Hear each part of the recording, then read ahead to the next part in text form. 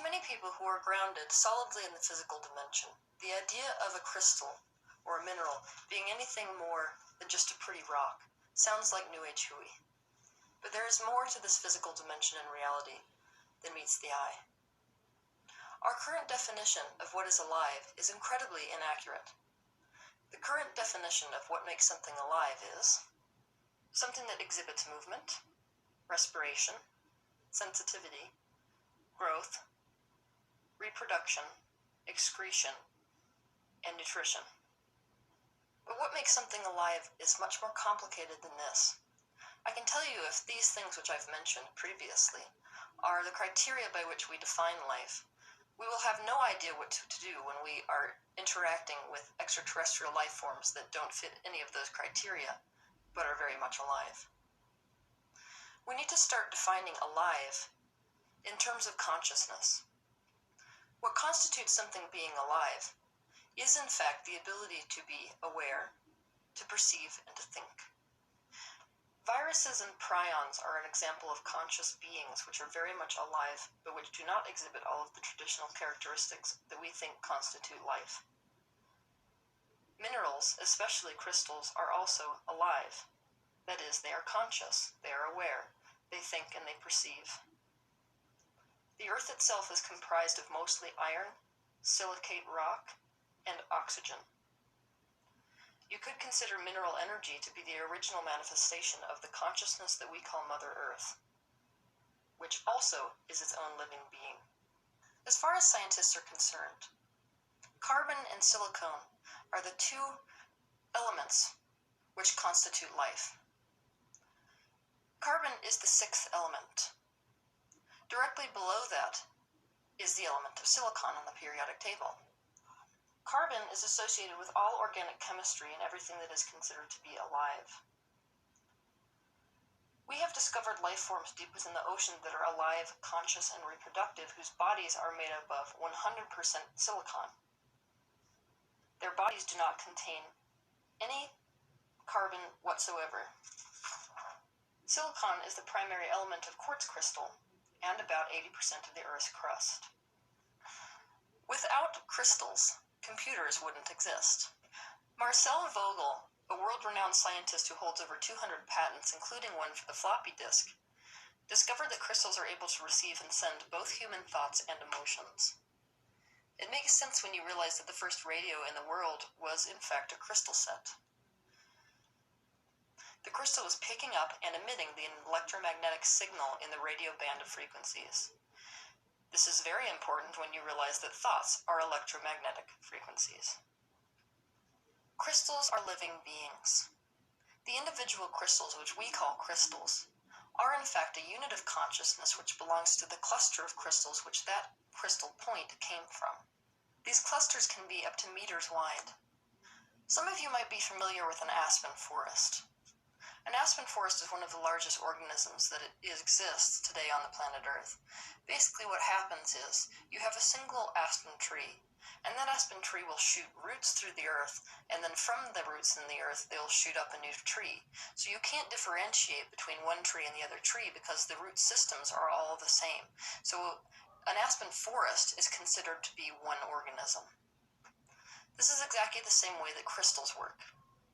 You can't differentiate between the crystal point and the cluster which that crystal came from, because the cluster of crystals is one organism. Unlike humans that can't be really cut in half and continue living, you can remove a crystal point from the crystal cluster, and that point will still be alive and still will be imbued with consciousness which is capable of perceiving and emitting thoughts. So why are crystals so important to human life? Any herbalist can tell you that the various herbs and plants which exist on this planet are capable of helping humans in a numerous amount of ways. For example, when you have a headache, you might take something like aspirin. That's because there is a component in willow bark, which is what makes up aspirin, which helps the human pain system. The reason it is working on a sub-physical level is because the frequency of willow bark is a very high and slow frequency. it's not a compatible vibration with a vibration of something like a headache. And because of the law of attraction, the only frequencies which can share the same space are frequencies which match. So the frequency of willow bark and the frequency of something like a headache are incompatible. They are not a match. So what must happen for these two things to share the same space, a person's headache and willow bark, is that they must match. But the pure vibration is always going to be the most dominant vibration because well-being is the natural condition of all beings on this earth. So when a human with a headache shares the space with willow bark, their headache must cease to exist because it can't share the same space because it's not an energetic match. This is the same thing that's happening when you have a mineral or a crystal in your living space. Minerals, especially crystals, work this same way. Many of the human ailments which you could consider on this planet are very non-cohesive and rapid patterns. They're not really a match to the frequency of mineral energy. So you could use something like, say, fluorite. A condition such as cancer or as arthritis has a very rapid non-cohesive pattern, whereas fluorite has an energetic frequency and a pattern which is very coherent and very grounding. And so the excessive and rapid energy of cancer or of arthritis can't share the same space with fluorite because it's not an energetic match. So when you introduce fluorite into the equation, the vibration of that ailment, being the arthritis or cancer, must change to match the vibration of the fluorite. And once the vibration has changed, the physical manifestation must change because, as we know, the physical reality must match the energetic reality which is creating it. And so the ailment must cease to exist if it's going to share the same space with fluorite.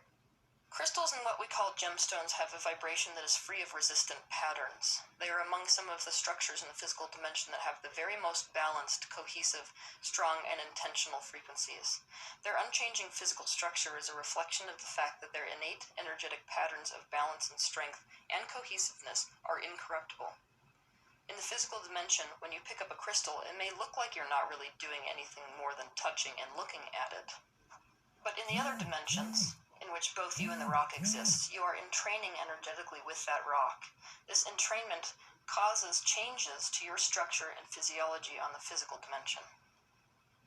The governing law of every dimension in this universe is that of oneness. In physical life, we have come to call this the law of attraction. Simply put, only frequencies that are a vibrational match can coexist in the physical dimension. Therefore, in order to share the same space with another form, you must be vibrating at the same level that it is vibrating.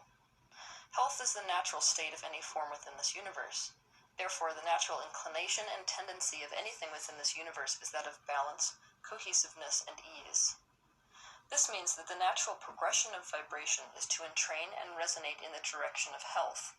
Because of this, when you share the space with a crystal that has a resistance-free vibration, instead of the vibration of the crystal adopting a non-cohesive pattern, your energy will entrain with the energy of the crystal and adopt its cohesive pattern. Because of this entrainment effect, crystals and gemstones are incredibly adept at bringing us back to a vibrational state of health and harmony. Anything with an inherent energetic pattern of non-resistance can act like a tuning fork. By offering a vibration that we can use to retune ourselves to a healthy vibration. This is what is really happening on an energetic level of substructure when you listen to a song that makes you feel good, or spend time near a person that makes you feel good, or take a homeopathic remedy. Crystals and gemstones are some of the most powerful advocates we can have in the physical dimension. These advocates are things we've all used, we just haven't really known that we're using them. Most often what happens is you'll walk into a room and you just feel kind of drawn unexplainably towards a rock. What's really happening is your true self is telling you that that vibration which that rock offers is something which you, I don't want to say need, but it's something that will cause you to come into alignment more with who you really are and with your definition of well-being.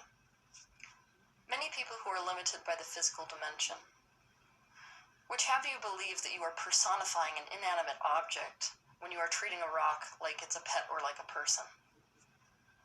But if you can get over the socially conditioned embarrassment of talking to a rock, you will find that these mineral spirits are incredibly beneficial. Not only are they beneficial, they're less like tools and more like family members and close friends. You can't possess a crystal any more than you can possess a human being. You'll find that they are where they are for a time, just like us. So they are with the people that they're meant to be with, and when they're not meant to be with those people anymore, they find their way to the new place and the new people that they are meant to be with. You might have a crystal for 20-something years, and then you might meet somebody randomly, and you might just get this internal knowing that that crystal or rock is supposed to be with that person. The reason for this is because the crystal is actually influencing you, so it is broadcasting thoughts, broadcasting the idea that it is supposed to be with somebody else, and you are picking up on it. Being extrasensory, I can see this interaction. It's quite interesting. It's especially interesting because minerals are incredibly communicative. They really are. I really have to just talk. They're funny. Like, they will, from across the room, be going crazy, and that's really funny. There's a lot written about the properties of minerals and the properties of different crystals. So it would be of benefit to you to research those. If you feel like you have any conditions in your life right now which you want some help with, do the research on what kind of stones have frequencies which help those conditions. But always let your intuition guide you towards the stone. So regardless of what you've heard or read, if you walk into a room and you feel yourself being pulled towards a certain stone, that's your indication that the frequency which that stone holds is going to be of benefit to you. And that will trump everything else that you've ever read. Your intuition is always going to know what is it, more so than any information that your logical mind tells you is right. In my personal opinion, the more raw that a crystal is, the better it is generally at emitting frequency. So polishing or cutting them decreases the intensity of their frequency. Size is not necessarily an indication of the strength of a crystal's frequency either. So just because a crystal is small does not mean that it isn't emitting a giant frequency.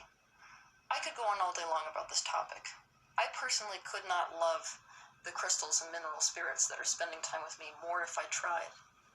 They assist me in my healing work, and every night I personally choose one of the crystals from my little collection to place hello.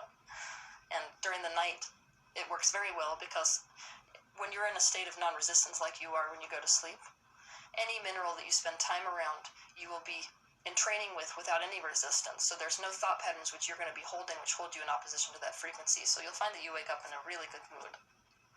Sorry, I'm having fun. So that sums up this episode on crystals. I wish all of you, and any crystals who might be listening or helping to transmit this message, a wonderful week. See my